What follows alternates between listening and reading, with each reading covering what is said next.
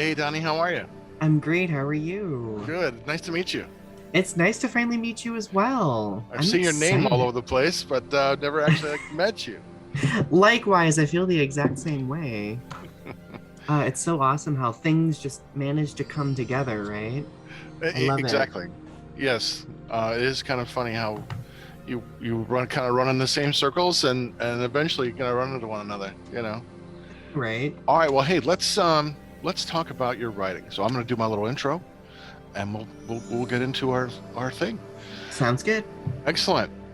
Hey, this is Mark Justice again, and welcome back to Between the Lines. Tonight, kiddies, we have a really fun show. Donny Winter is here. Now, Donny is a poet, which is, I have interviewed other writers who write fiction and poetry, but as far as I know, you write poetry full time. Like, this is your genre, correct? Yes, that is correct. And by the way, Mark, thank you for having me. It's an honor to be here with you. Oh, my pleasure, my pleasure. Well, this is really exciting because I've read the work that you sent me, and I was really impressed and moved by the desperate preservation. Oh, The, thank you. I, I mean, the visually and I love the structure of it. You've got these beautiful quatrains with three lines, and then the kind of like an aside in bracket where you have this poignant, kind of beautiful, heartbreaking moment. I think the one that made me weep was a man stuffs the dog he had for 15 years, tortured by his calculated euthanasia, all to keep his eyes open. I was like, oh, as someone who's had to do that, just right now, I'm just tearing up because I know that pain, and you capture it so beautifully. So I want to thank you for sharing those poems with me. That really means a lot to me. Thank you. I know, that poem. I mean, it's been a popular poem in my recent collection that I put out. Um, because I think that we all, in some way, face and struggle with death in different ways. And in one of the earlier stanzas, I there's a reference to a child taping leaves to trees. Hmm. I actually that was based on personal experience. When I was a kid, I would get so upset over leaves falling in the fall that I literally thought the trees were dying. So Mm, I would like try to tape them back on, thinking that, oh, that made the trees continue sure, living somehow. right, But really, what I was just trying to do was decorate death because I couldn't deal with it. sure. And we do that in so many different ways. We really do. I mean, death is one of those things that as adults we still struggle with. The grieving process is long and protracted, and some of us the wound never heals, depending on who you're mourning. I was just telling someone earlier today that there's a saying about grieving and pain that I find really kind of lovely. Is the more pain we feel at someone's death, the more pain we feel, or the pain we feel is equal to the amount of love we had. Um, and I think that's a really kind of a lovely way of saying that, because there are people in the periphery and you're sorry if they pass. It's like, oh, I feel bad for their family, but you don't feel it. And then there are other people who just that wound's never going to fully heal, and you're just going to process that grief forever. Well, and that, yeah, and that it's just that healing process. People think that it is linear and goes in one direction, but there's points where you're brought back to it, where you revisit it on a regular basis. And you find yourself sometimes dealing with the same things that you thought that you had gotten through, but that's the nature of healing. It's continual. Yes, it is. It is. Um, I want to go back to some big picture questions so we can get to know you a little bit more. Of course. Growing up, who were some of your favorite writers and some of your favorite books? Ooh. Well, poetically speaking, growing up, I loved Sylvia Plath a lot. Mostly because I definitely have a thing for angsty confessional poetry. If anybody reads both either of my collections, you'll see that that comes through a lot. But there was just a very brave vulnerability in Sylvia Plath that I was really drawn to.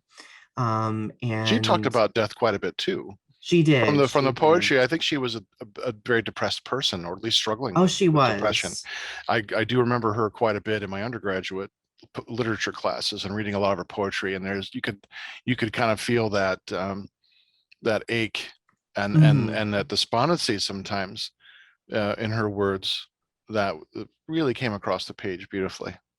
Oh yeah, and I think that she marked a transition in contemporary poetry, kind of moving past like the forms that have been established throughout history, right? Because that confessional poetry um, just allowed the poet to be a little bit more vulnerable and upfront with their audiences, as opposed to being a bit more cryptic and withholding, like a lot of poetry did prior to that. So, Hmm. um, other writers, J.R.R. Tolkien, Hmm. the author of The Lord of the Rings and The Hobbit, huge influence on me. Again, that's also present in both collections that I've written as well. And I would say that a couple other poets that really resonate with me, Deborah Miranda, who is a Native American poet, and just a lot of very beautiful imagery, a very clever use of metaphor, and yeah, I would also say that Meg Day, who is an LGBTQ plus poet, is also one of my favorite poets right now as well too. Okay, I'm unfamiliar with the last one. That's someone I'd like to look into. Um, I wrote poetry quite a bit. It was part of my undergraduate uh, thesis, and I write long fiction now because I was afraid to write it when I was younger, and Mhm. I was afraid I couldn't carry story with dialogue, and I let those fears kind of keep me back. But when I started concentrating on poetry, what I loved about it was the condensed use of imagery and vivid language, or that was allowed, and that was the more you could squeeze into fewer words, like it was, the impact was greater, and that has kind of carried itself over into my fiction writing as well, where I love that strong visual imagery and the use of language. um, so that was my draw to that. Can you talk a little bit about what drew you first into writing, and then more so poetry as a format? Sure. So this is one of my favorite things to nerd out about. Good. And I love telling like all of my colleagues in academia this too, because they are often really surprised. Um, what drew me to writing was writing Godzilla fan fiction when Ah. I was a preteen and teenager. Um, I, of course, love Godzilla. Very significant character in my life, is very much present in all of my work as well. And I wanted to kind of create my own expanded universe. So I would write Godzilla fanfics. The first few were terrible, but then I started getting a little bit stronger, and writing sensory details kind of made me want to expand further into other genres, and that's how I got into poetry. And conveniently, for when I was in high school, when I was starting to feel more angsty and gothy and emo and all of those things, I was like, I'm gonna write these sad poems to help me deal with my emotions. And eventually I just realized, I was like, I can do something more with this. Sure. Like, I ended up in college getting a poem published for the first time, and it was such a thrill. And that's kind of what caused me to continue pursuing that. I still write fiction, I still write fan fiction as well, but like you were mentioning earlier, poetry presented this unique opportunity to be descriptive but also be concise. I like the control that it gives me of allowing me to choose how open I want to be with what I'm revealing, and giving me an opportunity to withhold what I want as well. Hmm. I'm going to make a jump here, a psychological jump, and this may be completely inaccurate, I love those. but it almost sounds like just like when you were taping the leaves onto the tree to process death, or in a way kind of control it. I wonder if that's how the poetry also appeals to you in that way, because then you can control the outcome in a way that you can't in the real world. Is that accurate to say? Yes, I actually really like that parallel you just drew. And I've been thinking about this a lot over the past couple of years, especially with the release of my second book, because in it, it's called Feats of Alchemy. In it, I really reflect on mortality and preservation and so on and so forth, the artificiality of different things in the world. I I think I struggled most of my life with feeling minimized and erased because I went through a lot of bullying when I was in high school, and being LGBTQ plus has kind of brought a lot of challenges with regard to that. Um, and for I mean, me, it's hard enough to be an adolescent anyway oh yeah, for and sure. trying to fit in. And if any way, shape, or form you stand out, Right. then it just becomes, and then you're so hyper aware of any flaws or self-perceived flaws. It could be like, oh, my hair's out of place, or I'm Yes. not wearing the cool clothing, and let alone to have the sense of identity that I know I am not like these other kids. Not that there aren't others like you, but if you don't see them, And that that, it's okay. yeah, yes, and that's a And hard message to. We're just getting that that's what message now. poetry, and that's what poetry did for me. It allowed me to take small portions of myself and put them out there and help me feel as though I'm preserving like myself in some way, even when I'm Hmm. feeling at my most minimized and Mm, most silenced slash erased. sure, that's a very powerful medium then for you, and Yeah, to be able to find a safe way to express that and to articulate it in a way that you can't in other ways, that's also a very healing process, I would think. it is definitely. You know, It's um, very cathartic. I mean, fortunately, our society is kind of coming around to this sense of inclusion and acceptance that wasn't there. You know, this has happened in my generation, that is slowly. I mean, but people on the outskirts of my generation still struggle Mhm. with that because, and depending on, I grew up in a very traditional fundamentalist Christian church, which, you hate the sin but love the sinner, and it was Right. that kind of really hypocritical messaging. All those things, get thrown at you, and it's I'm so happy that to have moved on past those things, and to moving into a world that's a little more accepting, a little more loving of people, Mhm. as a whole. So I'm glad that you found your voice through that, and it just kind of makes me, there's a lot about society I don't like, but there are some things that I think we're finally getting some things right.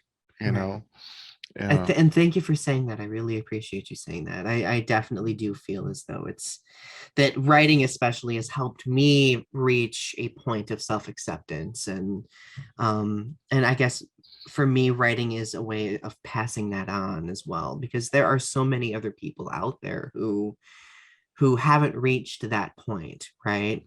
And I've always abided by the philosophy of like, if I've reached that point, then I think it's my responsibility to at least put those experiences out there with the hope that it might be something that other people can look to sure. as some sort of, example or template or roadmap of sorts. Right, because you're questioning every step along your way to journey towards healing. You're wondering, am I feeling normal in this? Are my feelings justified? Now, uh, my coming out wasn't sexual, but it was coming out of Christianity, Hmm. and 40 years of doctrine and dogma and all this painful, toxic kind of thoughts. And I'm sure our friend Alyssa might have mentioned the book that I had written about it. Oh, Maybe not. yeah. Yeah, but it helped me. My catharsis came through writing my book, Toxic, and I just had to like get it out of me, And so in that, through that writing, there's all that emotion comes out. There's like a chapter I called the burst boil, where I just like, ugh, everything comes out. But Hmm. you have to go through those emotions first and get them out of the way, because until you deal with them, you can't process anything else. And then when you do it, though, you no one can move you. You are rooted and grounded in who you are, what you believe, and like the world could go like go burn and it wouldn't matter because you're still strong and rooted in who you are. So as Love one that. person who's kind of come toward accepting himself to another, I say welcome to the world, my friend. Oh, that means so much. And I'm glad that you've also reached that point of self-acceptance beyond that toxic cycle that you were experiencing too.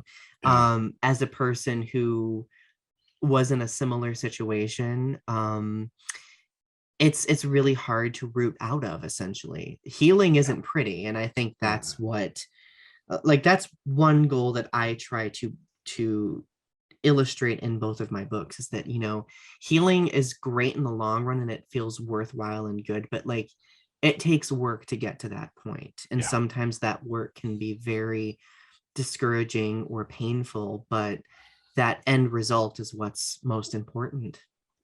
Right, because some of those hurts are at the root and core of your being.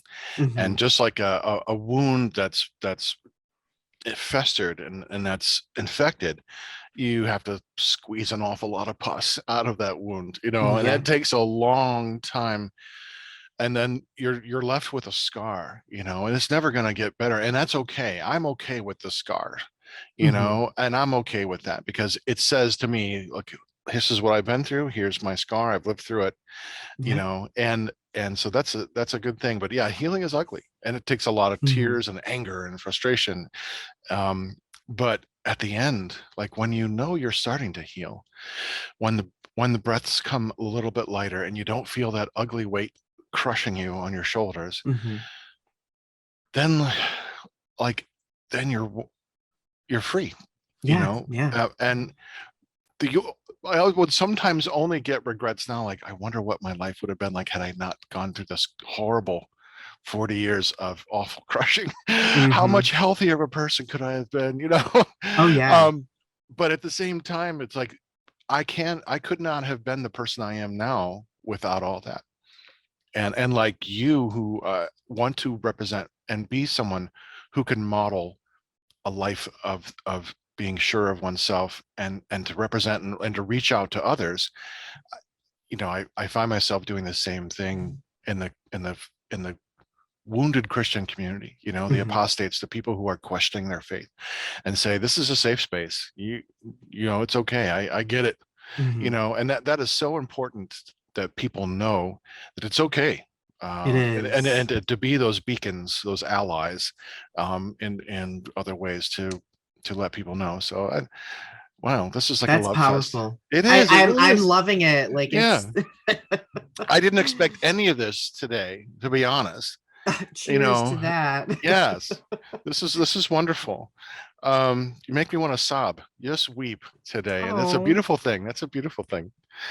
Um, okay, let's go back to your poetry. okay. Can you remember the first poem you ever wrote? Yes, I do remember it. I think it was in late middle school. I wrote a poem about the color orange because orange was my favorite color.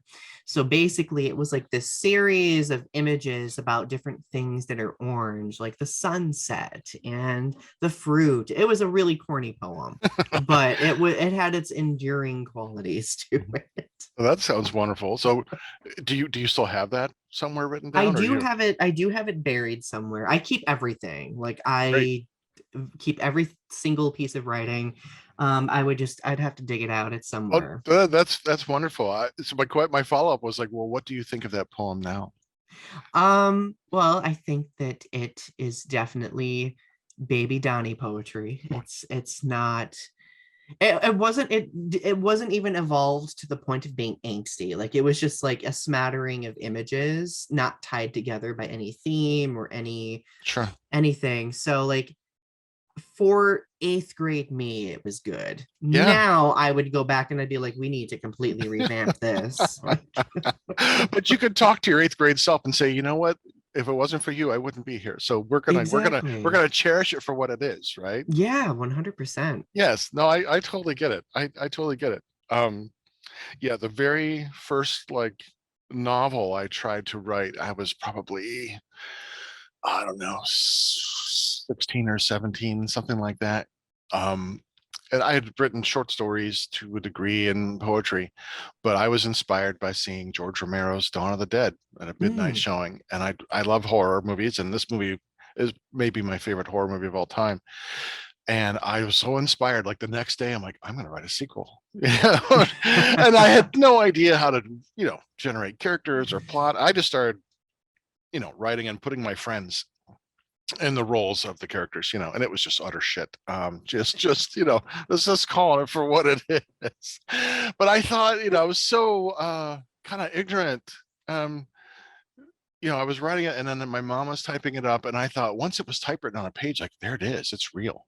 It's a real book now, Oh, I remember feeling that too. Like, especially with my first Godzilla fanfic, I Yes. remember making my parents mad because I printed off this 300-page fanfic just so I could put it in a binder and be like, wow, look, I got a book now. Got a book. Yeah. Oh, I still have it. I went back and I read it and I was just like, Well, for 300 pages, that's awesome. I mean, I stopped at 5 chapters because I thought, God, this is horrible. it I was mean, but kudos for like finishing the book, man. That's it awesome. was 300 pages of just one constant battle. One constant battle. It was terrible. Like I was just like, Donny, what, like the human characters, like where are those? Like what's going on? Like It's got to be better than Final or than Final Wars, I'm right? wondering if they used my idea for Godzilla Final Wars because it sounded just like, I'm kidding. Well, since let's talk about that. Your love of Godzilla. I mean,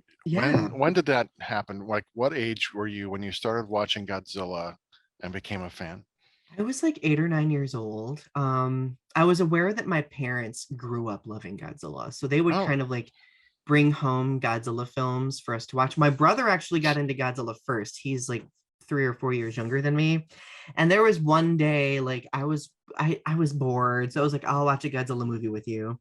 My first Godzilla movie was the 1974 Godzilla versus Mechagodzilla. mhm. And I was like blown away by this movie. Like I was just like, what is going on? Like there's aliens, like a kaiju's jaw is broken. That's kind of terrifying. Like Godzilla's bleeding everywhere, like spraying blood. Like I was just like I kind of looked at my parents. I'm like, are we supposed to be watching this? Like this is, Yes. So then that kind of like caused our spiral into like watching all of the Showa era Godzilla films, and then we started expanding Mhm. out. And one of my favorite stories to tell is the fact that my dad one year brought home the film Godzilla versus Biollante, Mhm. and I thought it was another Showa era Godzilla film. So I was expecting it to be very campy and funny. I was terrified. Mhm. Biollante was I had nightmares for months, but now it's my favorite Godzilla film. It's a So wonder. It's one of my favorites. Yeah. yeah, and it usually mind boggles people because most people know that my favorite character is Mothra, Okay. but still, forever, Godzilla versus Biollante takes the top spot as my favorite Godzilla film. Sure. Yeah. Well, which movie has your favorite appearance of Mothra? Oh. Okay, if we're talking Godzilla films, Well, you could Tokyo be. It S. could be any monster film. It doesn't have to be Wait, Godzilla. It could be so It could be I Mothra. It could be any kaiju. movie. I am a huge fan of the 90s Mothra trilogy, Sure. mostly because of how whimsical and innocent they kind of are. Yeah.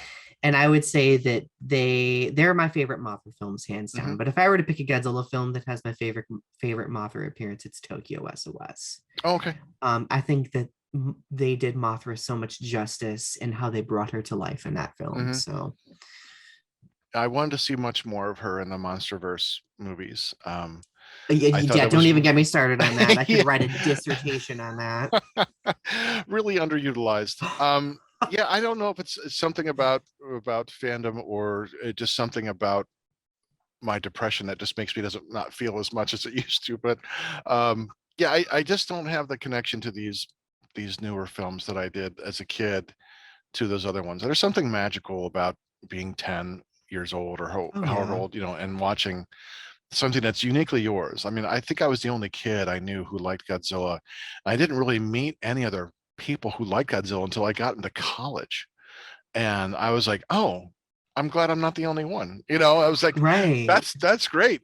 Um, I you know, used because to be, yeah, I actually used to be bullied for liking Godzilla when I was in middle school and high school. Like people thought that I was like stupid for loving it. And sure, now that I'm older and have like all these little like fan bases and like little communities and like felt like friends like you and Alyssa and Kaiju Kim and stuff who I can nerd out with, like it feels right. great.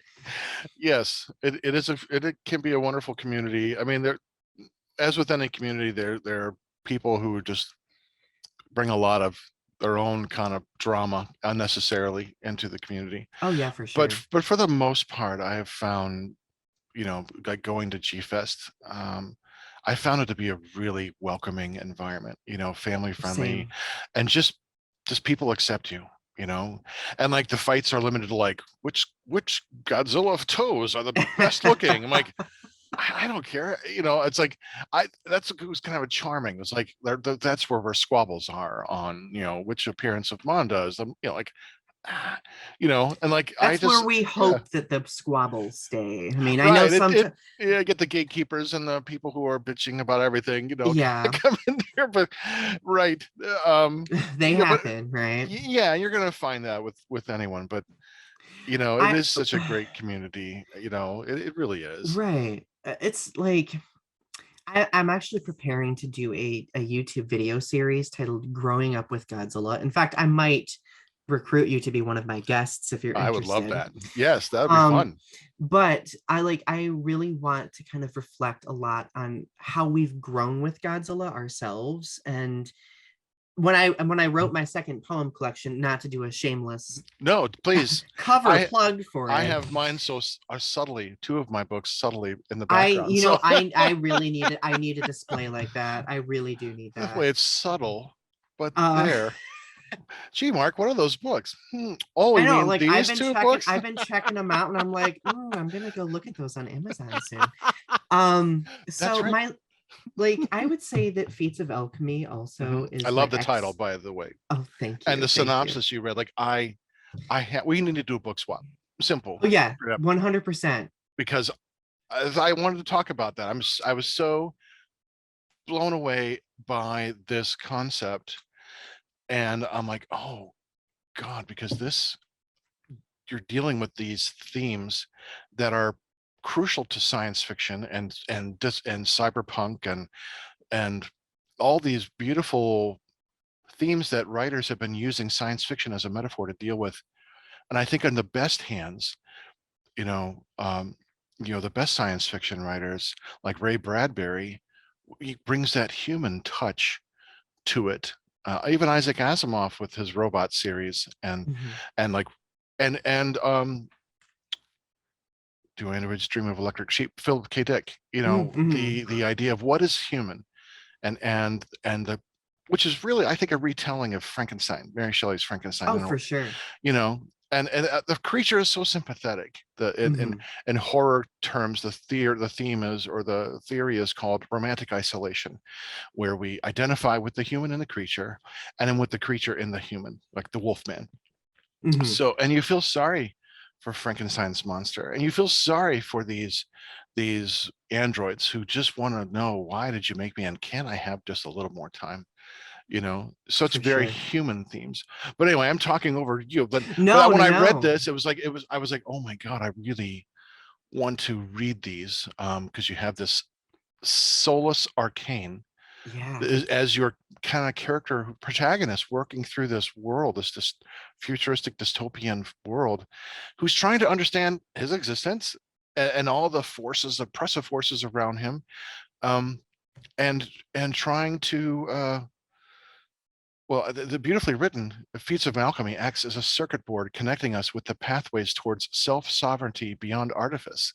I mean, goodness gracious, when I read that, I'm like, oh yeah, I gotta read that. I love writing a synopsis. So like I was Yeah, nerding out while I was putting that together, but I want you to write a synopsis for one of my books one day. well, if you ever want It's me to, I'd love to do it's it. way better than I would have written, you know.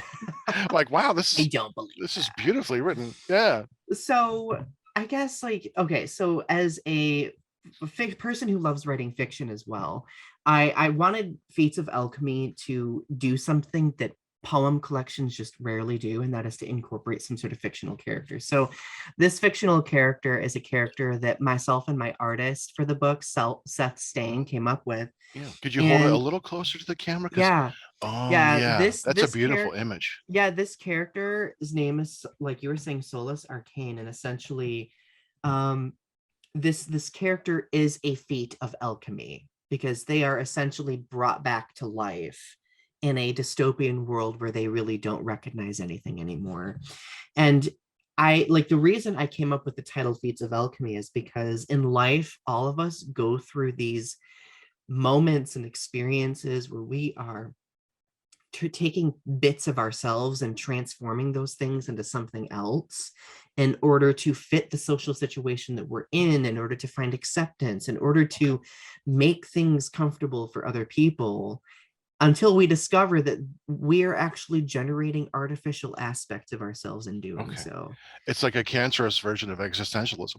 Exactly. And Yeah. that's why, like, I wanted to run with like this cyborg metaphor, because I feel like the cyborg is like the physical representation of what we turn into. As an LGBTQ plus person who has had to break pieces of myself down and put myself back together to be socially acceptable for other people, I feel like I'm just kind of like this automaton who is living but also artificial at the same time, and it's an interesting thing to navigate. So Yeah. and also, one person, like, I had a person tell me that cyberpunk as a genre is dead, and I was just like, No. no, my poem collection is gonna be cyberpunk themed, so Yeah. JK. It's not dead. I mean, I just watched last night Alita Battle Angel, Oh, I um, love, oh which yes. is total cyberpunk. And how could you not like Christoph Waltz? I mean, Mhm. his performance is wonderful. Um, and Robert Rodriguez, he's a fun director. He does all kinds of great stuff. But I love the themes here too. And every time I see these themes, they're just updated versions of Frankenstein to me, and ultimately Essentially. comes to that.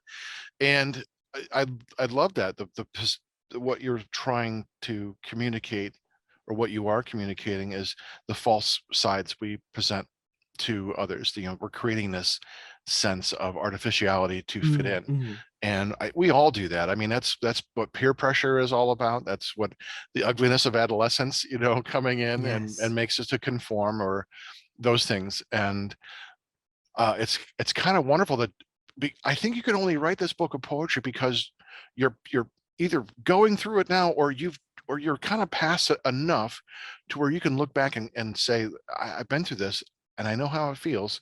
I'm beyond this, and I'm going to kind of lay this like a lifeline to others who are struggling. Right, yeah, exactly. And it's interesting that you mentioned Frankenstein, because I very much equate Godzilla as being almost similar to Frankenstein's monster, in the sense that, like, in a way, when you look at the original Godzilla film, he is a tragic character. I even think about this in the context of Shin Godzilla, for example. Like, these are both tragic characters because they were created without consent.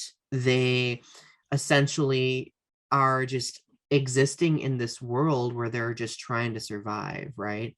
Where everything else is trying to destroy them, or they're being misunderstood or misinterpreted or feared. And that's why I, especially in Feats of Alchemy, really brought Godzilla in as a metaphor, because as someone who has struggled with mental health, with trauma recovery, like, in many ways, sometimes I feel like, and I know others can probably relate, like, we feel like monsters of either our own making, or monsters shaped by these different variables and influences around us, until we realize that no, we're not the monster. We are just the product of the actual monster, which are these systems that work to, create and influence, these Hmm. negative things. So that's where Yes. Godzilla comes in Feats of Alchemy for sure. Sure. I mean, because yes, a couple of your poems do have the imagery of Godzilla and King Ghidorah, and like the one is named Sarahzawa, actually, the Yeah. one poem you sent. And yeah, because they're both products of super science of the day, whether it's Frankenstein's monster as the super science of its day, and Godzilla the product of the super science of the 1950s. Right. And yes, it's the creature constructed without consent. And then now, because they're just this aberration, and like what what's going on, and it just suddenly makes everyone afraid, and so they become this object of hatred and scorn, and Right. attempts to control or destroy. you know yeah, Yeah. well, what a wonderful metaphor that you have Thank created. you. Yeah, I mean, we can all identify whether our struggles were the same as in sexual identity, or but even if it's not that, no matter what our struggle is, we all struggle with something that makes us feel like we have to pretend to a degree, and or to fit in. And we all have those kind of, as the, I forget, the, was it Carson McCullers? No, we live lives of quiet desperation. um Oh, is that, I can't remember who yes, said that, yes, but yeah. yes, the reference, but we have those inside. So I think no matter where we are coming from, we can identify with these concepts because we've all felt it in some way, shape, or form, at one time, you know. Yeah, for sure. And like I'm glad that you mentioned the Sarahzawa poem. Actually, I think these might be the poems I'm most proud of in the book. So I am super obsessed with the mad scientist slash doctor characters in Godzilla films because they're so interesting. They're so misunderstood. They're so dynamic, I think. And I don't think we talk about them enough. So I was like, you know what? I'm going to take like 4 doctors from these Godzilla films and I'm just going to like write a poem for each and weave that into this overall like theme of like how self-destructiveness manifests itself in different ways. Mm, mhm, So like I like the Sarahzawa poem is all about like how we kind of sometimes we self-destruct and try to illustrate it as being heroic in some way. Because when I watched that original Godzilla film and Dr. Sarahzawa takes his life in order to save the world from Godzilla, like part of me is wondering like could that have been done without him self-sacrificing, mhm, or was this just this heroic complex or mental health thing that he was going through that led him to that point, right? mhm, mhm. So like I was just like that's something to pursue there, let me see. Right, because he didn't have the intention of, he he figured out when he saw the effects of what he had created, the oxygen destroyer. He realized the implications if this got Mm-hmm. into the wrong hands, and so that's the crushing weight on his shoulders. How do i how do i how do i live with myself? I am become destroyer, or I am become death, destroyer of Yeah. worlds, with Oppenheimer's. Mm-hmm. um Yep. and how do you live with that crushing? And that's, I think, particularly also in the adding the extra rigidity of the Japanese culture, and the expectations and things. It is a layer of added cultural pressure that was Yeah, on for him. sure. Yeah, that's a good point. So like it's just I find a lot of these characters tragic in their own way, and I think that they were also products of these feats of alchemy that we go through, right? So that's why I was, you know what, I'm gonna just weave them in. I'm gonna weave them in. Like, one, I began the book actually. I don't think I mentioned this, but I began the book with one of Ishiro Honda's quotes. The quote of monsters are tragic beings. They were all born too tall, too strong, too heavy. They are not evil by choice, and that is their tragedy. And I felt like that embodied the entire theme, like the fact that Mhm. we misinterpret the monsters that exist. Mhm. Like, why do these monsters exist? How have they gotten to the point where they've gotten, right? Right. And now I'm Yeah. nerding out, so No, no, no, it's fantastic. No, no, it's good because, you know, um, these are all true metaphors of your work. And like you had mentioned earlier, the true monsters exist are these kind of systems that perpetuate toxic belief, or doctrine, or strategies that exist to kind of continually make the monsters. Like those who yeah, are free thinking have the hardest time in this world in that kind of system. The cognitive dissonance takes a long time to manifest itself, you know. And just speaking from personal experience, I started having cognitive dissonance about Christianity when I was about 10, 9 or 10, Hmm. when I was asking questions like, if Satan was so bad, why did God let him live? You know, like that doesn't make any sense to me. Or, wow, Job really got treated like shit by God. That why didn't God just like raise his kids back from the dead? If that was, you know, he could have done that. You know, Right. those Yeah. things as a child just it none of it made sense to me. And now I know Hmm. why it doesn't make sense, because you know it's wholesale fiction. But um, just still trying to fit and be expected. Like this is what you're taught. You're put on the lenses saying this is reality, and then it when a reality doesn't make sense, it something triggers in your brain. It just sometimes takes a long time to free yourself, Oh yeah, you for know, sure. from that. And I could see, you know, writing is a great way to do that. It's a catharsis because it allows you to be personally in touch with your thoughts and feelings, and Yeah. trying to figure it out as you go in a safe way, you know, because Yeah, a lot of yeah, it leads to self-growth at the end, and I think that's what's really wholesome about it. mhm. Yeah. Because not everyone can handle you as if you're going through those processes. I know. I mean, I know I was a lot when I was trying to deal with this anger and frustration, because I was just trying to find a sounding board. Like someone listen to me, someone give me some feedback, someone like spar with me, help me to understand this.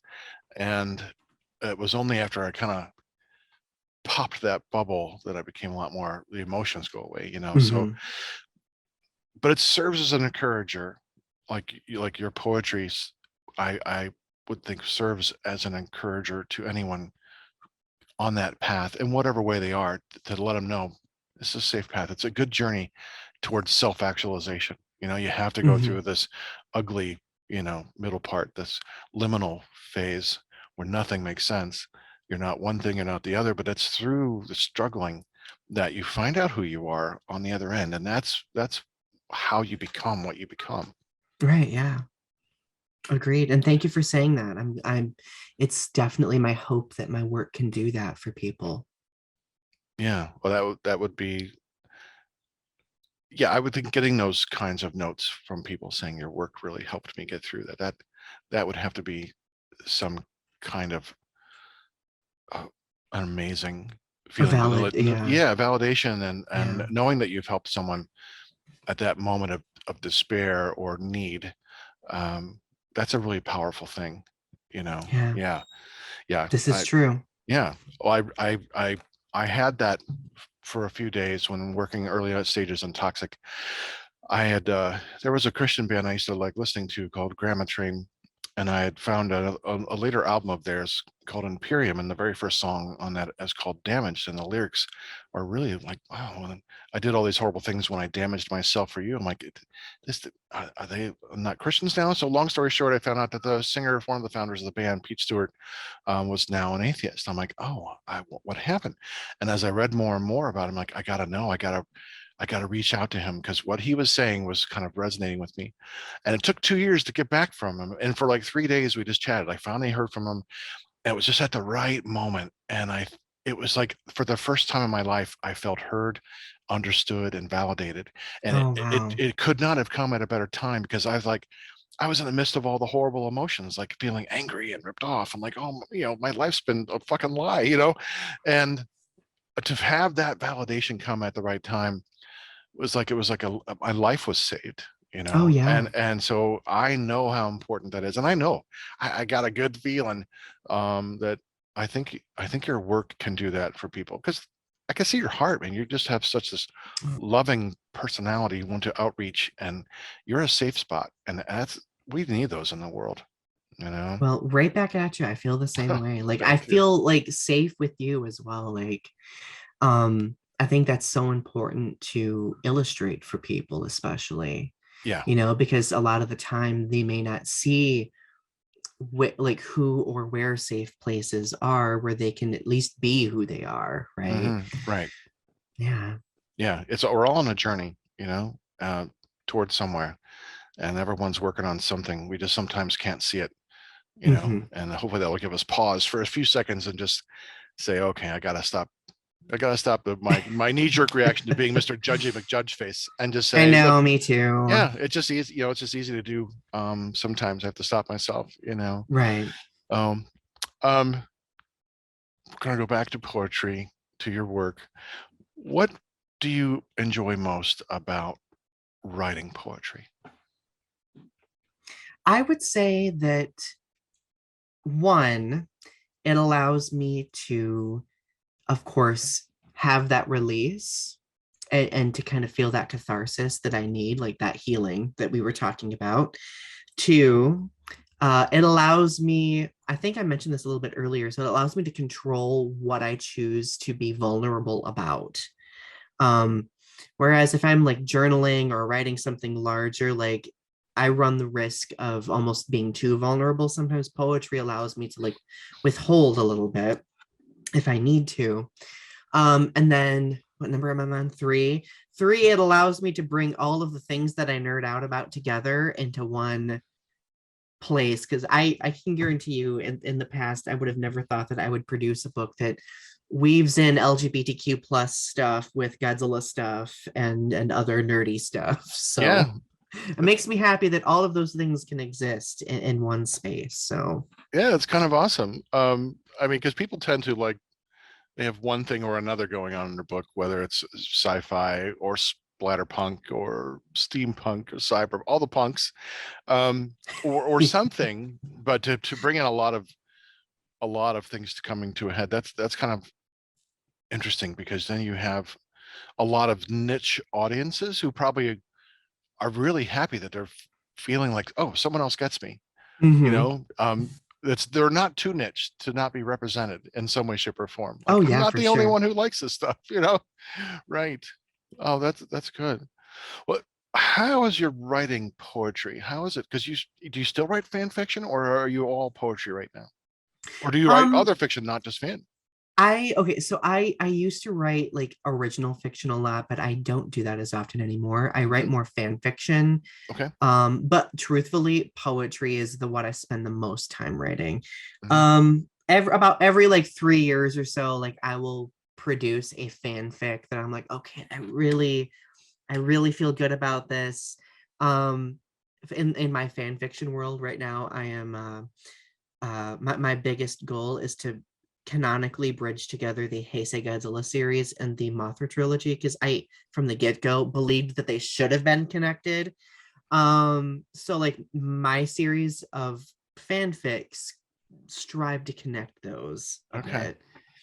that's Um, awesome. I love that passion. I have recently kind of not been so enthusiastic about the fandom. I just have other things going on, and I think sometimes it just kind of wanes and waxes, and oh yeah, I just yeah. don't feel connected to it like I used to, and that's okay. Doesn't mean I don't Well, like yeah. it. It's just like, you know. I like, and But I've had instances where I've not felt at least super connected with the fandom because like in the past, like I've had some difficult experiences where like Godzilla fans have gotten upset at me for having conversations about like how, for example, Godzilla has influenced me as an LGBTQ plus person because they think that that should not be present at all in any aspect mm, of Godzilla, and I okay, disagree with that 100%. So I definitely get that. I've gone through my stints where I've been passionate about like the characters and films, but like partaking in the fandom has not has sometimes been difficult because of that. okay. Not so much anymore because I think I've also learned how to better facilitate those conversations than I used to. Hmm. So, Yeah, I think people get rabidly defensive about their fan, whatever their fans about, and then because it becomes so personal, everyone loves what they right. love, and then if it's, but then it becomes too rigid. Like, this is my view of things. It becomes very myopic, and then they ignore, or they don't want someone else's own view to kind of interact with theirs, instead of realizing we can all kind of take things from the same source. We're all reading something into it. It's a very Mhm. very postmodern kind of deconstruction, to not get too academic-y.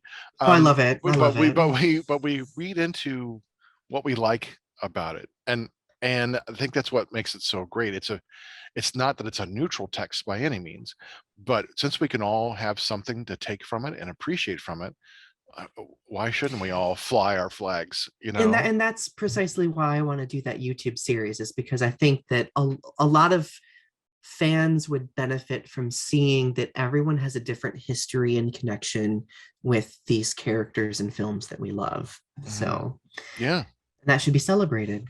no, I agree. I agree. So it's the act of writing. How do you find that writing poetry? How does it differ for you than writing your fan fiction or fiction as a whole? So I find poetry writing to be a little bit faster than writing a full piece of fiction. Hmm. Mostly because when I'm writing fiction, I get really invested in like the character development. And then I'm like, oh crap, I have to write a battle scene, but I'm in character development mode. Sure. Uh, so like I kind of like stall and then I have to like put it away and then come back to it when I'm like in the mode for writing a battle scene, right? Okay. For poetry, I find the process to be a lot more straightforward. Um, and it's easier for me when I'm writing the poetry with the thought in mind that it's going to be in a larger collection of containing different themes, so on and so forth. And actually, I've been kind of struggling to write lately because I've not started on my third collection of poems because I kind of want to like have a little bit of a like creative break. But like since I haven't like really gotten deep into it yet, I'm like really struggling to write poems because I'm like, well, I need like a theme. I need something to, I need a bigger connection here. So I guess I would say it's easier, but like it also presents its challenges too. But Hmm. it's easy to get through them gradually. That's the like for me as a writer, I think that patience is the biggest thing that needs to be practiced. Whereas I kind of like feel like we kind of expect ourselves to be these assembly lines of content Yes. when we shouldn't do that to ourselves because that's Right. not always healthy. Yes. I love pulp when I read like the pulp, like the Phantom and these kinds of pulps. I grew up reading the Phantom as a kid, and I love the work ethic that some of these writers who did like the Shadow. I forget his name now. Horrible, but he wrote like 267 novels over 20 some years, like a book a month. Ooh. They're pulp length, so they're 40,000 words, give or take. But still, that's just crazy to put out that kind of material. And in he had a writing partner who would essentially do some research for him, like, here's, we're going to pull these ideas from the local headlines from the newspapers, and then go, and he would just start working, just start writing. He was a complete pantser, very, and as someone who's not a pantser, that the thought of that, just going into a novel blindfolded, or blindly, is terrifying. Oh yeah, that does sound terrifying to me too. Yeah, because Stephen King does the same thing. At least anymore. And maybe he used to have an outline when he was younger, but I remember him saying he was wanting, he had saw something on the news, a tragic incident with a police officer and someone else. He wanted to write a short story about it. And then he said, 500 pages in, he realized he had a novel, and Mm.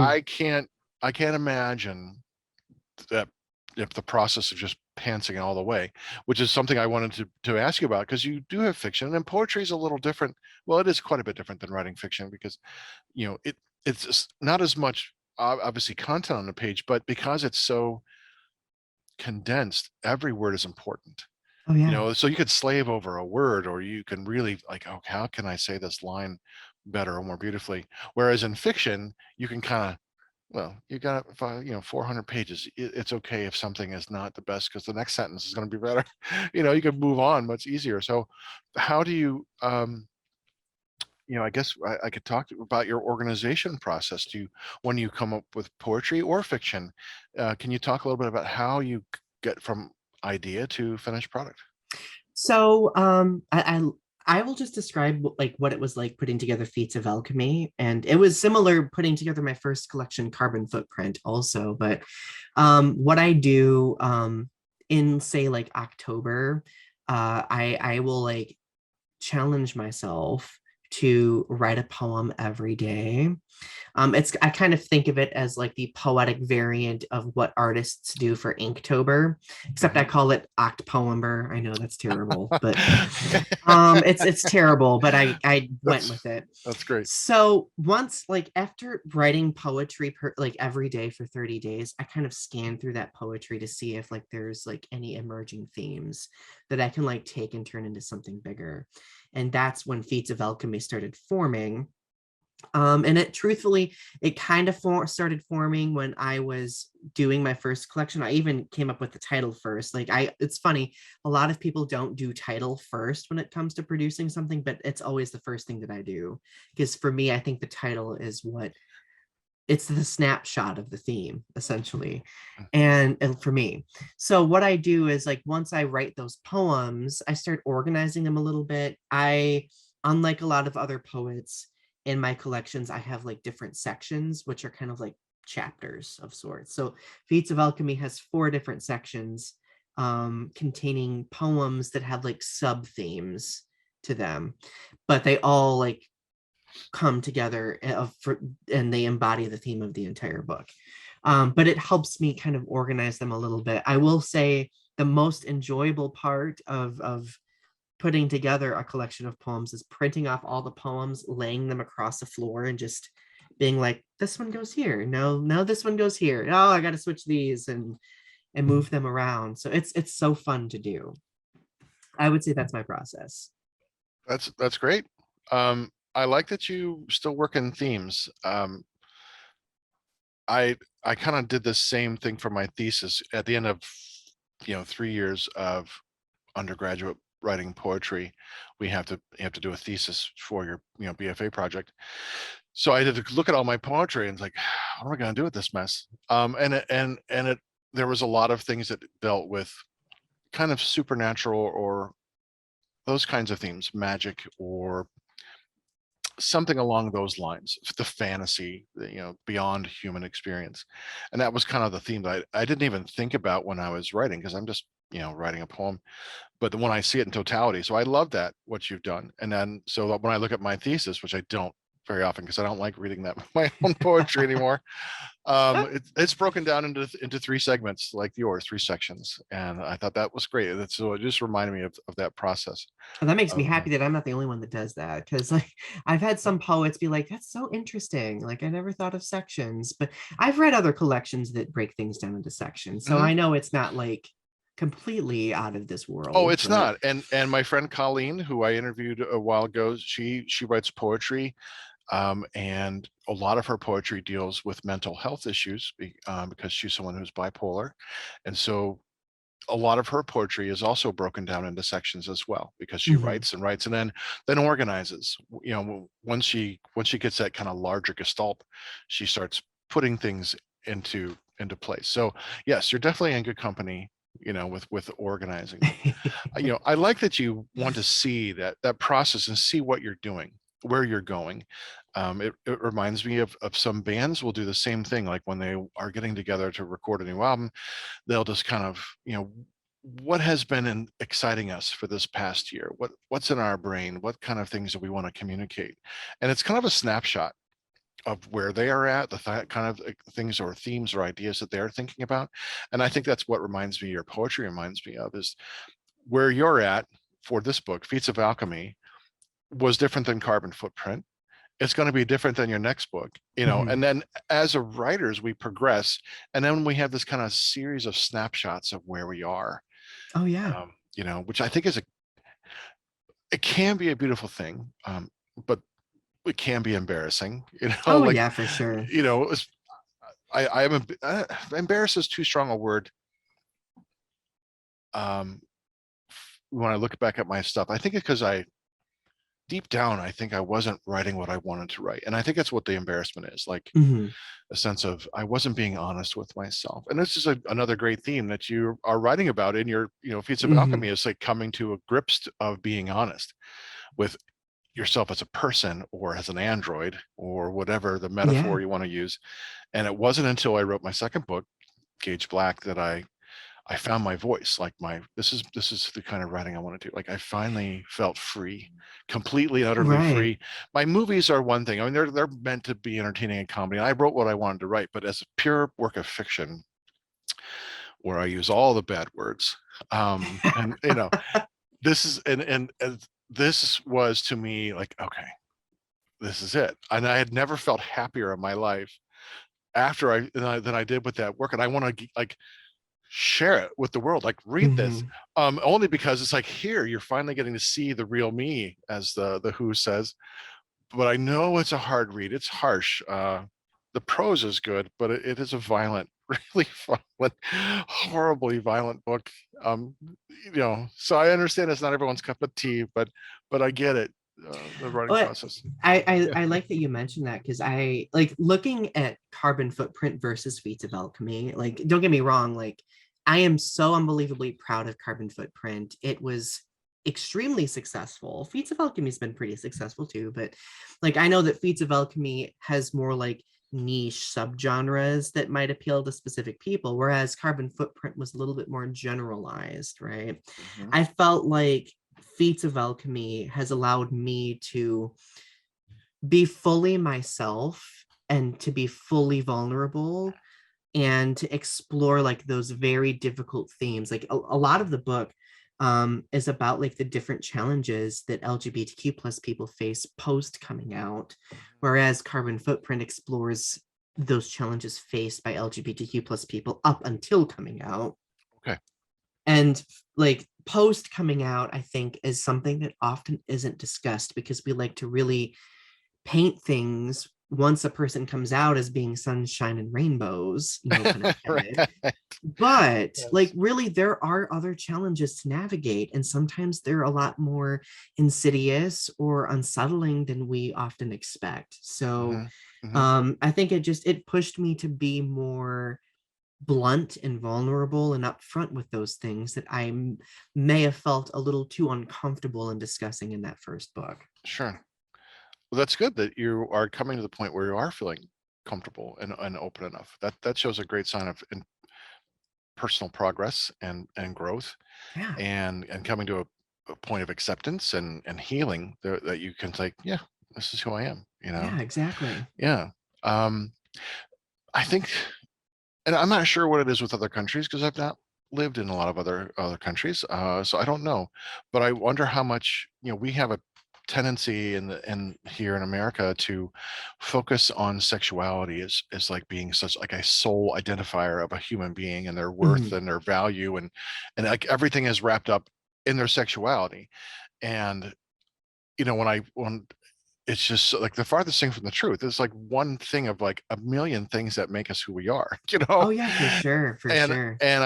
I know it has to do with our Judeo-Christian heritage that stomping all over us, and but that's part of it. But there's something about that I don't know how we.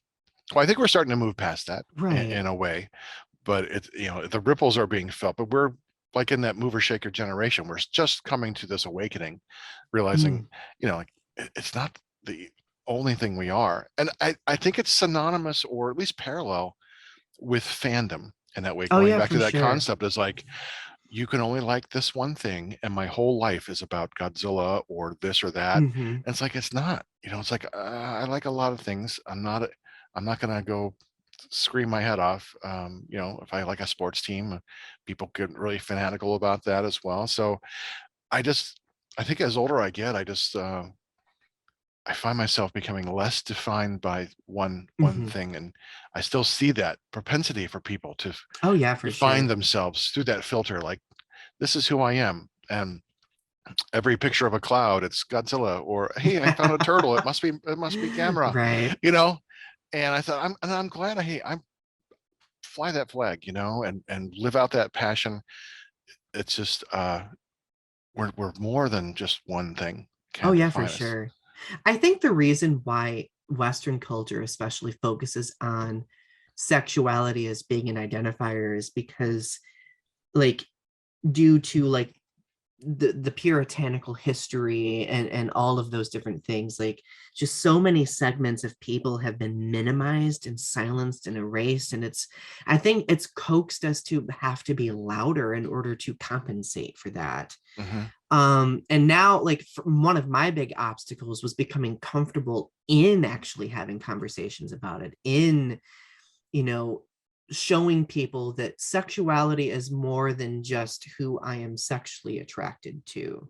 Like, it has a lot to do with like who I'm literally leaving my house with, and showing the world that, like, I love this person, I'm with this person, they are integral to my life, right? And our mutual survival has a lot of variables and challenges that a lot of people don't see, and it should be acknowledged but also accepted and overcome, right? Like there will be a day, and I'm so excited for that day, one day where we won't have to worry about going up into a rural area and being worried about our safety, or things like that. So I think there will be a day where specific identifiers aren't as focused on, because it is more widely accepted. And I think, Hmm. again, that's why like I've had this conversation recently.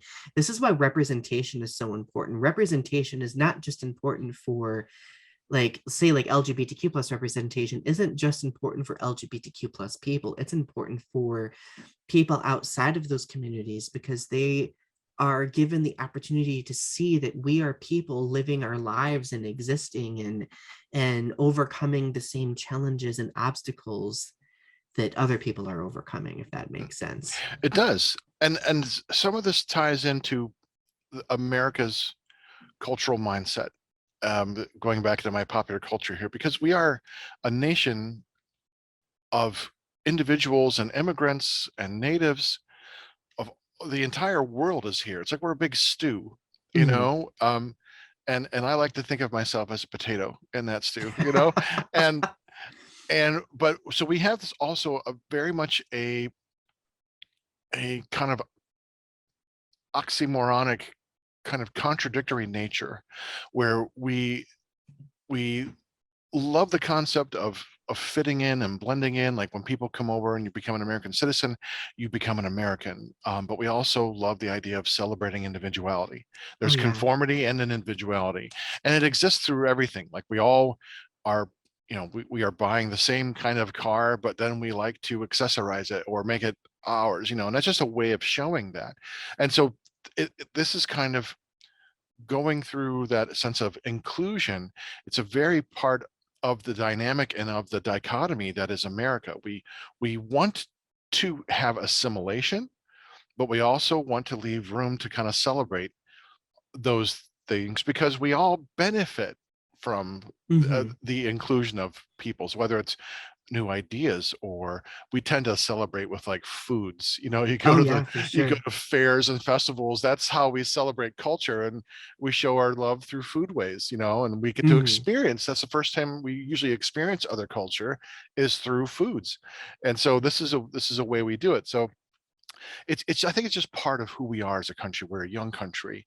In 5,000 years, come back and ask us how, Right. like how China, or these other Oh cultures yeah, have we done could be astronomically different at that point in time it. with regard to how we revere individuality versus conformity. Like, maybe they will find a way to coexist perfectly Right. without. We'll have figured it out by then. Right, I would hope so. Yeah. So listeners, if you're watching this in 5,000 years, come back and let us know. Right, exactly, exactly. So when you write, do you like how do you the process or the act of writing? Do you write with like pencil and paper? Do you write on your computer? Do you keep a notebook? What are some of the things that you do as you're actively writing to kind of your process? So I prefer writing via, like, electronically. So I'll like open up a Google Doc and I'll just start writing in a Google Doc. But I do carry around with me two notebooks. I carry one around for just regular journaling, and then I carry one around for poetry. So what I usually do is I might jot down some ideas. I might think of like a couple of lines. Like I might be out at a restaurant and I see something interesting and I'm like, oh, I bet I'm gonna write that down and maybe later on like take that away and go with it, you know. Mhm. I would say that's how my process starts. I like to have like multimodal stuff. Yeah, I get it. I have a notebook as well that I bought. I've got a couple of these. I just wanted the idea of a nice hardback book with lined paper and a nice pen, because I will forget stuff. And as things would come down and ideas would come, because there's always that creative process. I don't care at what Mhm. stage I'm writing a book, if I'm editing it, my mind's already on the next book, Oh yeah. creatively. I'm sure you're on the next poem or the next group of poems. And if I don't write it down, I will sometimes forget, but I'll write down entire like dialogue, Hmm. and or ideas and concepts that when if I come back to like 2 weeks later, I'm like, oh God, I don't remember that at all, but that's pretty good, Right, yeah. right. Or oh, that's garbage. I'm not going to use that. So, you know, who am I kidding? It's not garbage. No, no, no. I've been there. I've Yeah, been there. right. So no, that's interesting. I mean, one of the reasons why I wanted to do the show is I like I mean, I've known other writers, not a whole lot of them. In my creative writing undergraduate group, there were about 15 of us, and I got to know 3 or 4 really well. Mhm. And then as I kind of progressed, I've always had friends who were writers, and I've read some of their work and vice versa. But I wanted to do the show because I wanted this to be an ongoing conversation with writers who I may not have got to meet otherwise, and I want to have them to showcase their work, obviously, but just talking about writing and process to see how different everyone approaches the same kind of Oh yeah. creative goals, which I find really fascinating. I mean, we have a lot of similarities, which is kind of awesome, but we also have some very different, a lot of Oh yeah, for differences, and sure. I love that. I Well, and love we that. learn from each other. Like I like as writers, like I think our society kind of coaxes us to kind of minimize like our art form and to kind of like segregate us because again, like our like if we look at things like it's like we're coaxed into believing that our art form should be like this assembly line of production, right? Yes. But we seldom get to actually come together and actually talk about what we do and how we do it and have this potential of learning from one another, Hmm. right? That's why I'm glad you're doing this show because like I've watched a couple of your episodes. I know I watched Alyssa's episode, for example, and I'm like, wow, like this is it's interesting. Maybe I might try this. Maybe I might Mm. view writing in this specific way. Like it's meaningful, and I think that's important. Oh, well, thank you. Thank you for watching. Um, yeah, outside of like a writers conference or something where you're there to be taught, I kind of wanted this to be more of an open, discursive kind of Oh yeah. kind of thing, conversational, and just kind of freewheeling, like we've done today. I've got my notes and things I want to ask, but depends on where the conversation Oh goes, yeah. and I I love love it. that. Yeah. Um, so do you have like a favorite time of the day that you like to write or set aside for yourself to write? Nighttime. I am a night owl. Like the moment like everybody goes to bed and I have like a space to myself, I'll turn on some music and I will start writing. That's awesome. My next question was, do you listen to music as you write? And if so, like what kind? I do. Okay, so like I guess I don't want to say I'm strange. I'm very I'm We're all very strange, Donnie. It's all right. It's eclectic. good. I'm very Right. There eclectic. you Like go. I might Eclectic. have one night where I'm like listening to Enya and being like, "Ah," and then I might have a night like I am a huge fan of the band Evanescence. If Okay. anybody Right. follows me on social Amy media, Lee is beautiful. What a she's voice. Oh my I God. adore her. Yeah. Uh, and I'm trying to I get her on heavy metal horror. I've reached out. I'm trying to get her on. oh just That keep would be reaching out. amazing. Like she'll Yeah. respond. She's got to respond eventually. Eventually. Um, but I by the way, if you have her on heavy metal like horror, please let me know so I can be on there being like, "Ah." Certainly. Yes. But Feats of Alchemy was written almost entirely listening to their latest album, The Bitter Truth. Because I love the album so much and it's largely themed around survival and there like it just really resonated with me so much. There's multiple references to different songs in the album throughout the collection. Um and and as a band who I've listened to since high school. Like I feel like they have grown as I have grown at the same time. And I've wanted to celebrate that in some way. So yeah, so I will listen to either Enya, I might listen to Evanescence. Sometimes I just listen to like instrumental music. Um, so because sometimes lyrics may get too distracting for me and I just need something that's Yes, instrumental. I get it. I have a playlist on my computer that is just music. Um, I I sometimes, if I'm listening to music with words, it's too distracting. So I, depending on what I'm writing, I'll kind of adjust it, kind of like with you and my eclectic nature. When I was writing my second movie, Sorority Sisters versus Sasquatch. It's like a 70s exploitation film. So I was listening to bands like Trouble and Black Sabbath, and he's like Mm. funk, 70s funk, and black exploitation music, to try to get into that. But for my long fiction, I I like they're like it's going to sound kooky, but the Alien soundtrack to the movie, the movie Alien, has this really kind of austere ambient quality that's not doesn't ask too much of you. It's just kind of these soundscapes that are in the background, and my brain's like, it tricks it's part of it. It's like, hey, let's listen to this, and it frees me to kind of focus on what I'm writing. Oh yeah. Um, yeah, and all kinds of things. Music from the 30s. I love like Lionel Hampton played the vibraphone. That kind of bopping, kind of swinging 30s music I love. Less than the 40s. 30s is a completely different animal. Mhm. You know, Vince Guaraldi, or Guaraldi rather, excuse me, with his jazz and the Peanuts soundtrack, and you know, a lot of Mozart and Oh and yeah, for um, sure. and Beethoven. Not the vocal pieces, except maybe the arias or the oh, I'm sorry, I'm losing. Oh, Oh no, I think I the know what you're. the funeral pieces that Mozart did. I Oh, can't think of the word now. Um, oh well, I think I know. Oh, Requiem. Requiem, yeah. Yes, right. So those things will be on because it's I have it just set to shuffle. I've got like Oh 3,000 yeah. tracks on this list. Whatever comes up, I know it's going to be okay. You know, um, I but do I that when I'm writing Godzilla fan fiction. Like I will like just I have a playlist of like Godzilla soundtracks. mhm. I have like the Mothra trilogy soundtrack, which I could write an entire dissertation on how much I love. And then like I love the Lord of the Rings soundtrack, like Oh the right, musical yeah, scores. So like mhm, all of mhm. those like instrumentals, very good at inspiring me for Yeah. sure. Right. They serve as, yeah, inspiration, and it's important to have. I can't have silence. I need to have something to occupy part of my active brain that Right, wants right. to find something to be focused on. The So only yeah.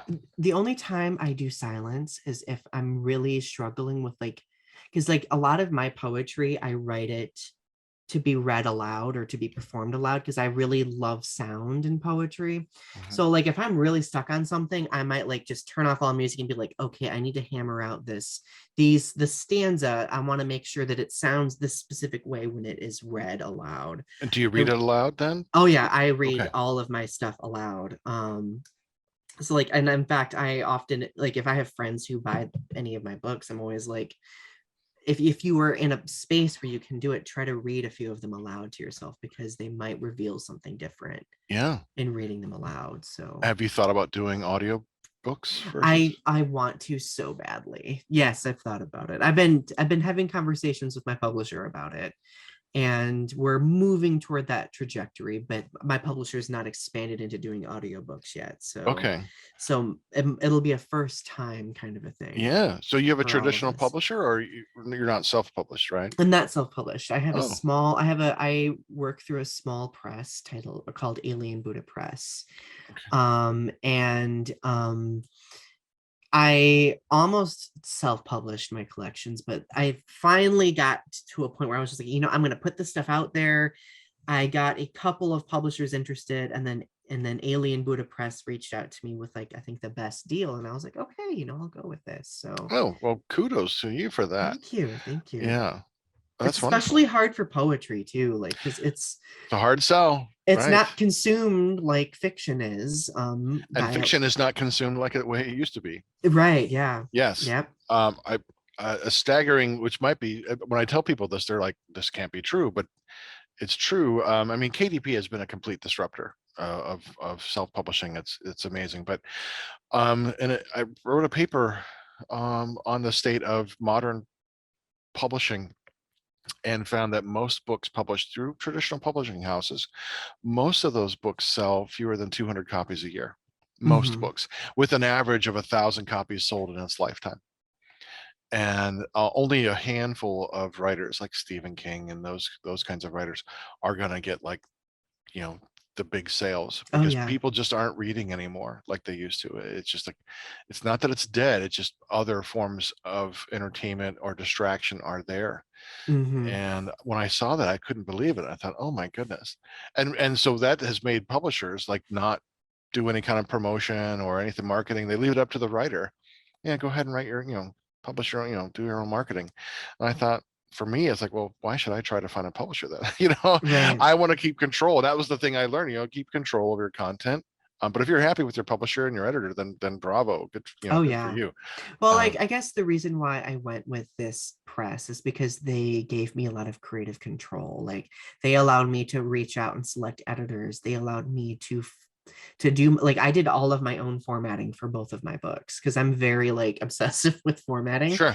And Well, it they then shows in yeah, your was it I see the title here, desperate Desperate Reservation. Yes, preservation. it shows Yeah. it was very precise. Even the word count, all the lines, first line is like 3 words. Yeah, no, don't get me And wrong. Like yes, formatting a book of poems is a pain in the you know what, but it's mhm, so like to me that's part of the creative process. That's what yes, made it so fun. right. The look is part of the experience, I think, Mhm. more than simply reading a page of text. It's Exactly. part of the art, I think, is the look of I the even lines on obsessed the over page. like fonts. Like I'm just like, Mhm. okay, like the titles need to be this specific font.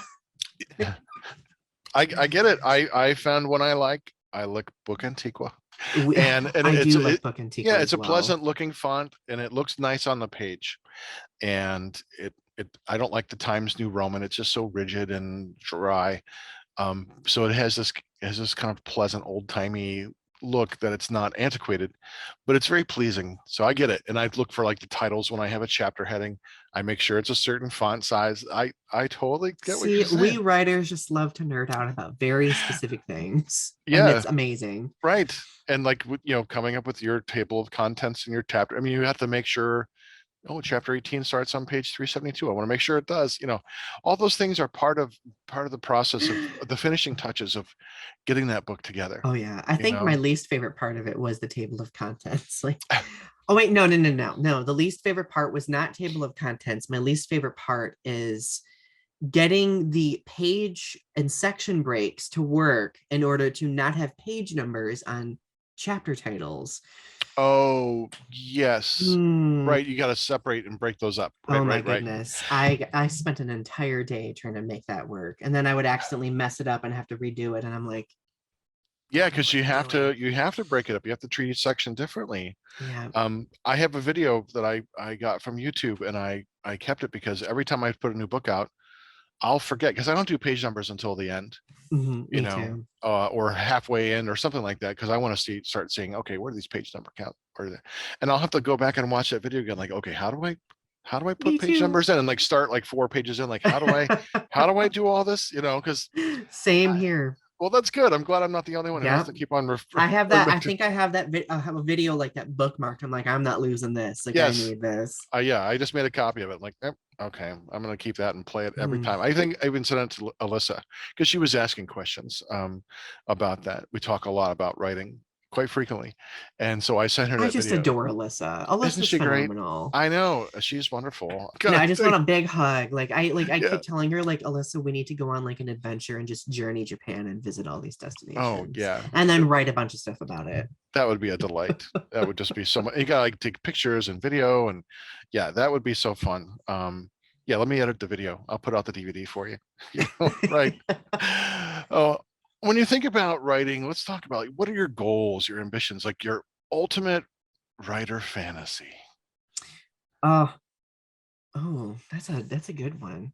My ultimate goal, I would say, is building a connection with readers. Like kind of like what we were talking about earlier. Like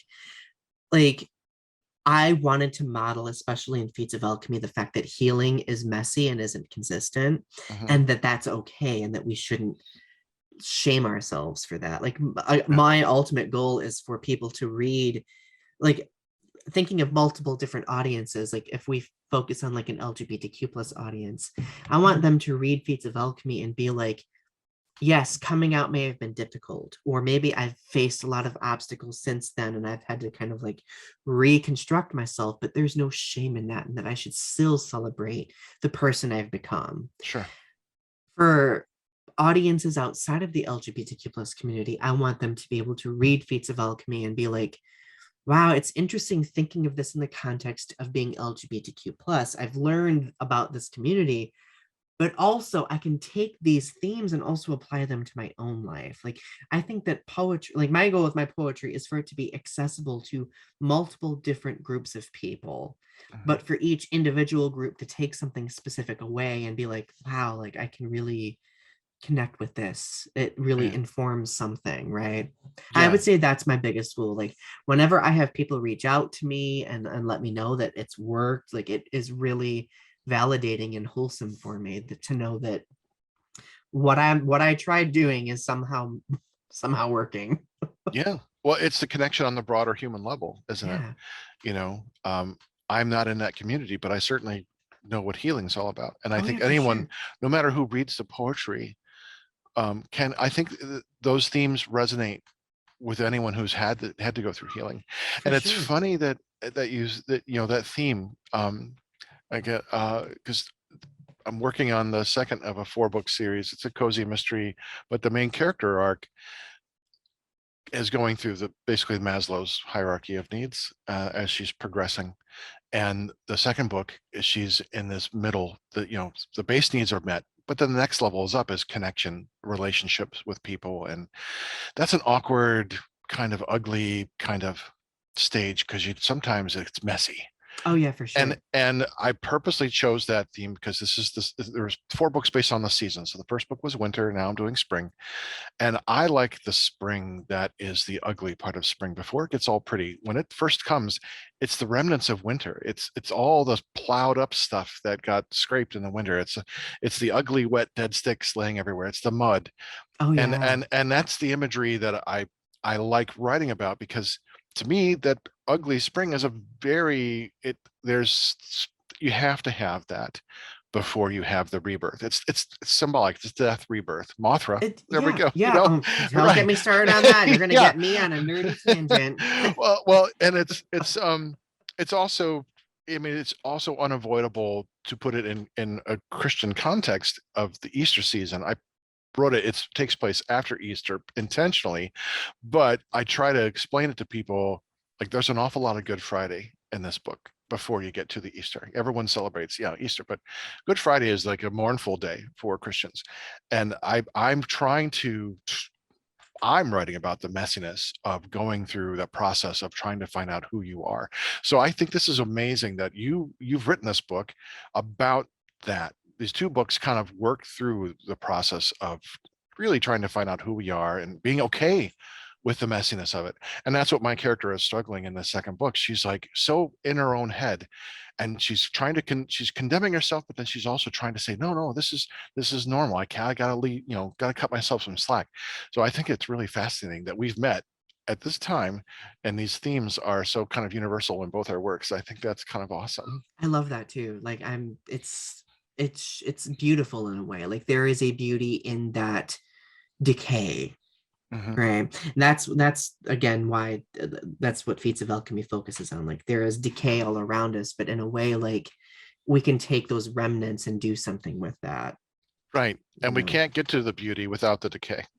exactly. Just like we were taping leaves on trees, if those leaves didn't fall, you wouldn't see them again and next year. The beauty of the resurrection wouldn't be so amazing without the deadness of the fall. And when you realize the beauty of, and because the Japanese, I forget the word, where it's the beauty of a a cherry blossom falling. Hmm. In that moment, it's so brief when they're around. Because we have a pear tree, a Bradford pear, that blossoms for about a week or two, and then that's it, you know. Um, and so I'm constantly reminded of that when the winds come and the blossoms will fall, and like the yard is covered with them. It's like snow, you know. Hmm. But there is that that cycle comes around, and everything, there is beauty in the awfulness. Sometimes we don't want to see that go, but when you understand in the larger scheme of things the importance of those leaves and how they provide shelter and food for like the critters, and like a protection and warmth, you Hmm. know, you can kind of then see, okay, that there is something worthwhile, and even in the Yeah, worst of what we can perceive as pain, there could be something good that comes out of it. I love that. That's really powerful. I agree completely. Just a few more questions and we'll be wrapping up, so I don't want to take all your day, but Oh, I could do this all day. oh, good.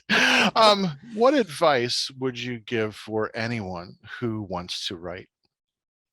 Um, ooh, I love that question. I would say that if you want to write, don't let anybody else try to discourage you from doing so. You will encounter a lot of people who will tell you that writing isn't worth money, that it's just a pointless hobby, that it's not going to do anything for you. Ignore those people. If they're not a writer, if they've never written before, it's quite likely that they are coming from a place where they don't understand how fulfilling writing can be. Um, I would also like part of my advice would say be don't be afraid to put your work out there. A lot of writers will get stuck writing and producing the work and polishing it and finalizing it, but they don't get to the step of putting out their work.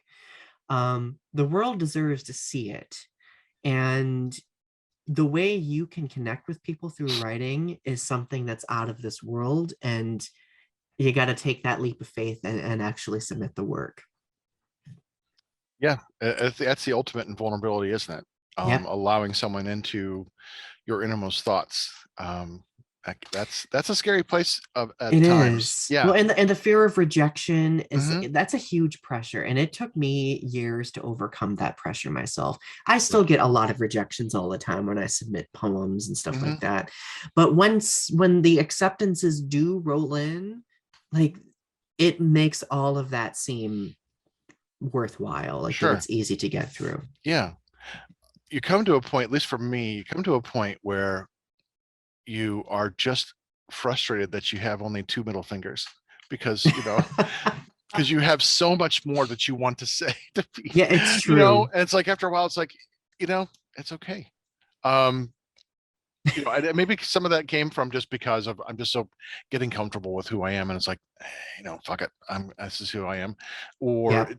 you're starting with getting some of that exposure to criticism back in undergrad, and all those writing seminars. But I'm not trying to compete with anyone. I'm all about, look, if you want to make a movie, like my movies are so cheap. Like the last one I made was 135 bucks. It's corny, it's silly. If you like your movies with extra cheese, these are the ones to watch. And like, I don't care that people are saying, well, my movie made more money. I don't care. Right. If you want to make a movie, go for it.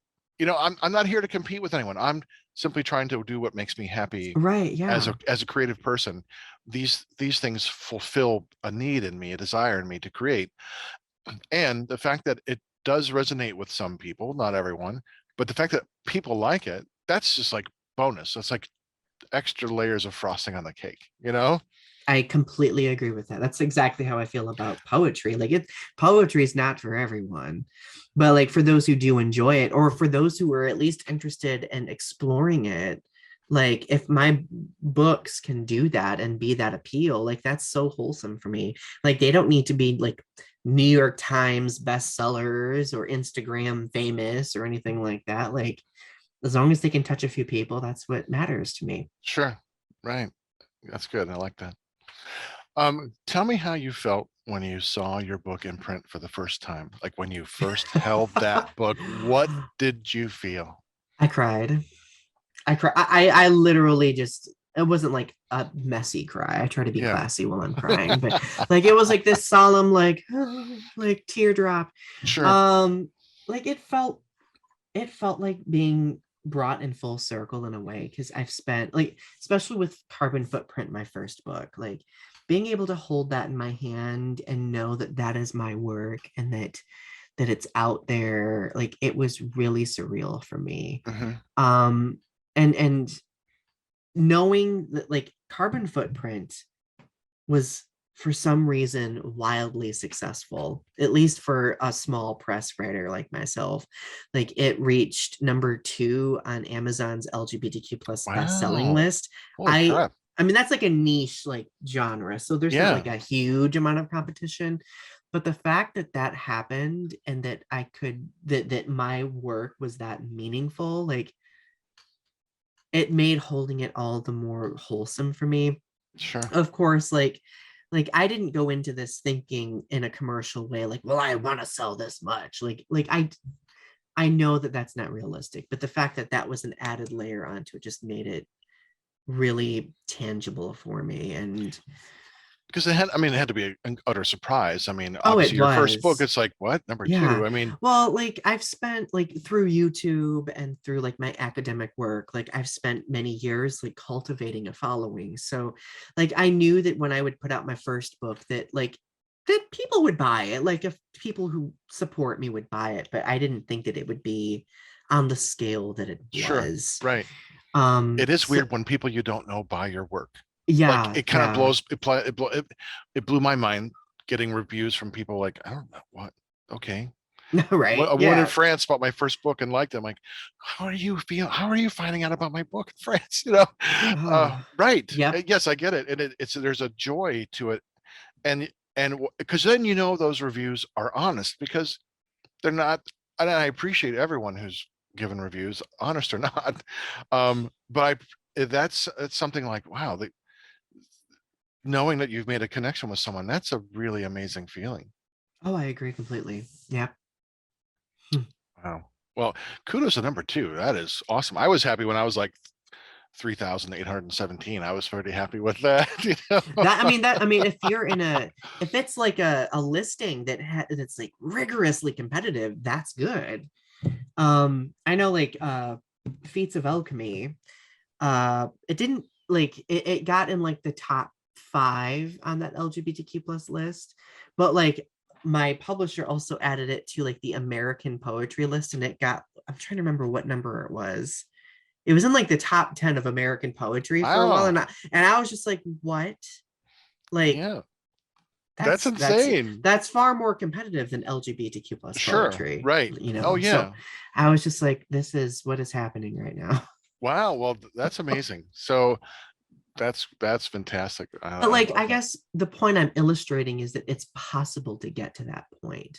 Sure. Being a writer, like I think what a lot of people don't realize is there's a lot more involved than just writing the work. Like you have to create an audience, you have to market that work, you have to like it is a lot of other tertiary things that a lot of people don't realize. It's possible. It could be a full-time job it, to it, it write, is.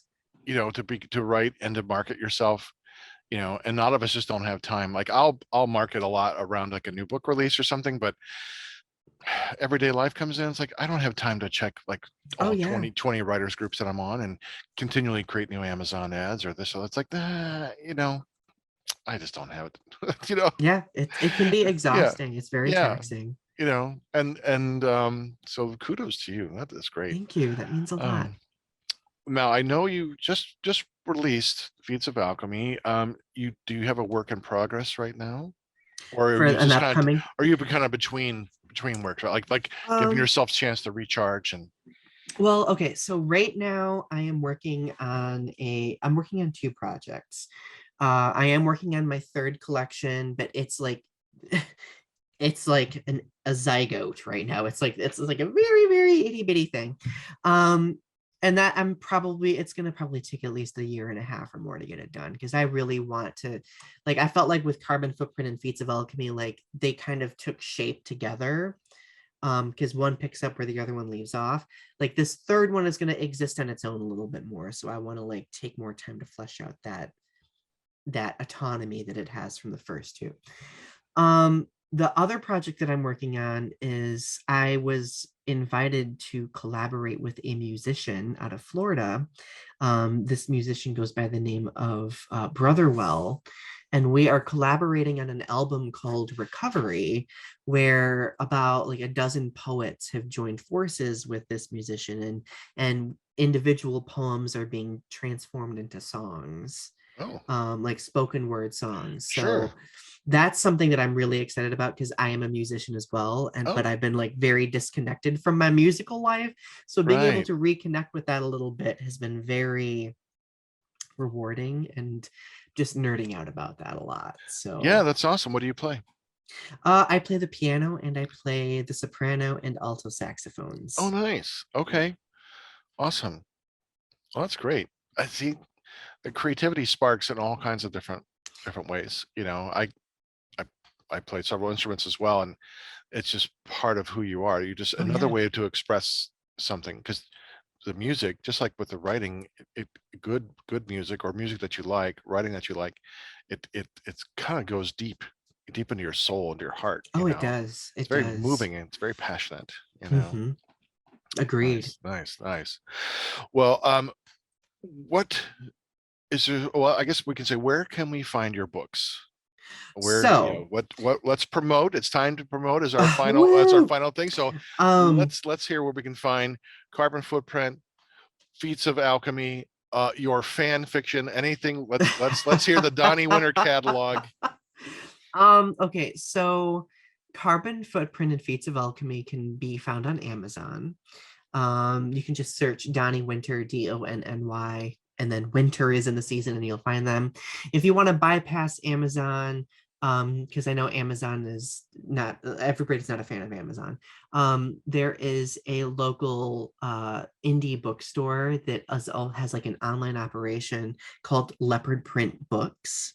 They also sell my books and they do ship out my books as well. So you can find them there. My fan fiction, if you go to I do have a kaiju themed website that I started a million years ago because I'm a huge nerd, called Kaiju Galaxy.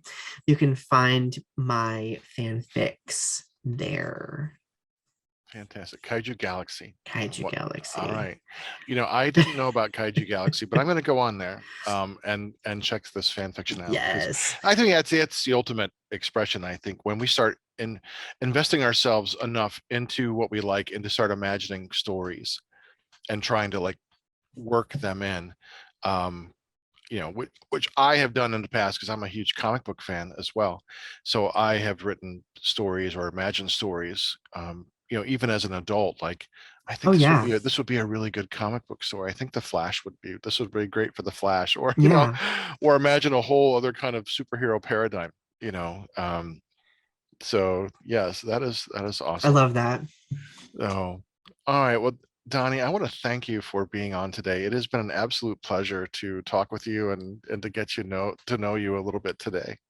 Likewise, Mark, this is a wonderful outlet, and I really appreciate you giving writers the opportunity to showcase their work, have conversations about why they love doing what they're doing. Because I think that that dialogue is something that often doesn't happen, and it needs to happen more for sure. So thank you for doing this. Oh, well, my pleasure, and I'm glad that this show has been meaningful. It's been wonderful for me as well, and I'm sure everyone who listens to this or watches this, they're just going to become fans of yours. How could they not? Oh, So. I'm honored. So, Thank you. you've been watching and listening to Between the Lines. You can watch us on our YouTube page, which is where you're at right now. Between the Lines podcast. Don't forget to hit the subscribe button.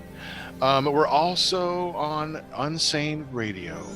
You can find our content as well. Unsaneradio.com. You can download full episodes or listen on your device. So if you know someone who would like our show, please tell them about us. And if you're a writer and would like to join me for a chat, email me at betweenthelines54@yahoo.com. That's betweenthelines54@yahoo.com. And so here's my cheesy outro. See you next time, Between the Lines. I love it. Thank you. Oh, this has been a joy. Really, really has, Donnie. Oh, I've had so much fun.